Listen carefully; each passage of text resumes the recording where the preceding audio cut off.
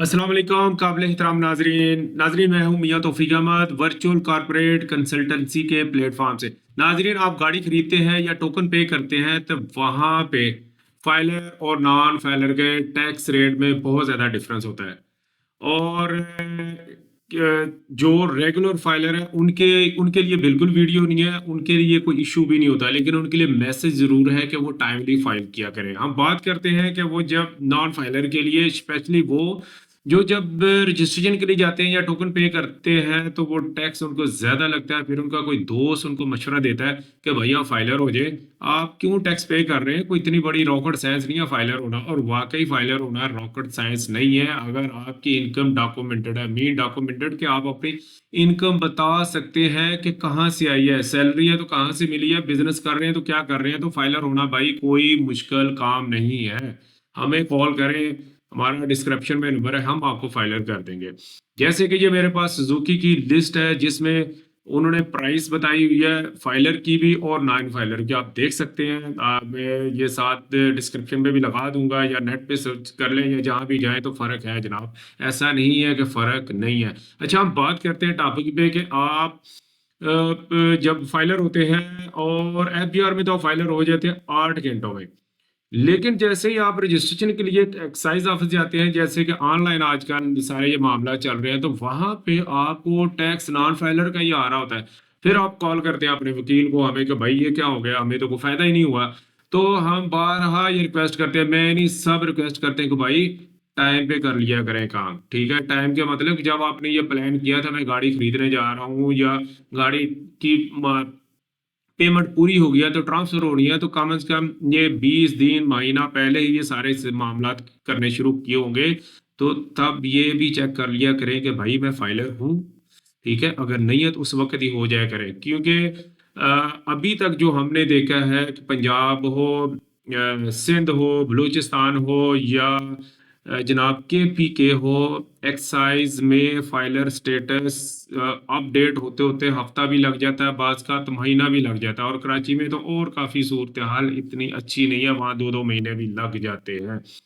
तो जल्दी करवाने के लिए पंजाब में एक बड़ा अच्छा है, वो मैं प्रैक्टिकल आपको बताता हूँ कि अगर आप पंजाब की हदूद में है या पंजाब के मैटर्स हैं तो वहाँ पे जनाब ई पंजाब के नाम से एप्लीकेशन भी अवेलेबल है। मैंने इस वक्त डेस्कटॉप पे कोई एप्लीकेशन खुली हुई, या वहाँ पे जाए सारे चलान पे करें। और वहाँ पे अगर आप रात को फाइलर हुए हैं तो आप चाह रहे हैं कि मैं ये जल्दी करूं, तो जनाब कैसे अपना बजाय इसके का महीना वेट करते रहे, हफ्ता वेट करते रहे, आप इसको अपने स्टेटस को अपडेट कैसे जल्दी करवा सकते हैं। तो सिंपल, आपने जाना है राइट साइड पे जहां पे आपका नाम लिखा हुआ है, यहाँ पे क्लिक करें और यहाँ पे आ जाएगा स्पोर्ट में। स्पोर्ट में जब जाएंगे तो यहाँ से 3-4 टैब है। रिफंड का जाए को मामला आता है तो वो है, ये लोग जो उनसे सवाल पूछते हैं तो उनका मामला है। तो आपने कंप्लेन में जाना है, सबमिट कंप्लेन में।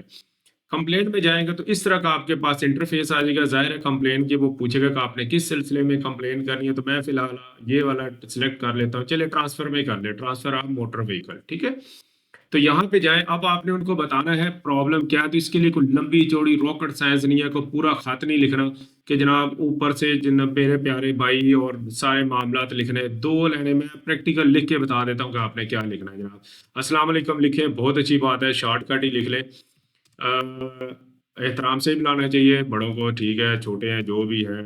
डियर, सॉरी, डियर सर, और खातून भी हो सकती है, मिस लिखते हैं, dear sir, miss, I am filer. उनको बताना है कि I am filer in F B R record. ठीक है, as per F B R record लिख लें, जैसा भी लिखना है रिकॉर्ड। ये कैपिटल लिखा गया है, आप आराम से लिख लीजिएगा, लेकिन मैं आपका टाइम बचाने के लिए लिख रहा हूँ रिकॉर्ड। प्लीज, आगे उनको कहना है जी, प्लीज आप, सॉरी, अपडेट। अच्छा, इससे पहले एक और चीज लिखें, आप फाइलर है ना, साथ एनटीआर नंबर या सीएनआईसी नंबर जरूर लिखें। तो आप लिखें इधर एनटीआर नंबर लिखें तो ज्यादा बेहतर है। माई एनटीआर नंबर इज, जो आपका एनटीआर नंबर है 8 डिजिट्स का होता है। हो सकता है अभी मैं ज्यादा टाइप कर जाऊं, लेकिन ये 8 डिजिट्स का होता है। प्लस का निशान आ गया, सॉरी। ठीक है, इज ये है, क्योंकि वो चेक भी करें ना, आपके कहने से नहीं, वो एफबीआर में चेक करेंगे। ठीक है, ये आप लिख देंगे मेरा इंडिया नंबर ये है, आगे आप लिख दें प्लीज़ अपडेट इट, ठीक है? सिंपल लिखें जितना हो सके, प्लीज़ अपडेट इट। ये भी साथ थोड़ा सा लिख देंगे, then I will pay my tax, ताकि उन्हें पता हो कि ये ऐसे नहीं करा रहे, टैक्स देगा। डेफिनेटली वो जो डिपार्टमेंट है वो लोग हैं वो टैक्स कलेक्शन के लिए बैठे हैं ना, तो इस चीज़ को वो ज़्यादा रेफर करेंगे कि भाई ये हम सिस्टम आप सॉरी ये अपडेट करेंगे इस हिसाब की ये इंफॉर्मेशन, तो फिर ये टैक्स पे करेंगे, ठीक है?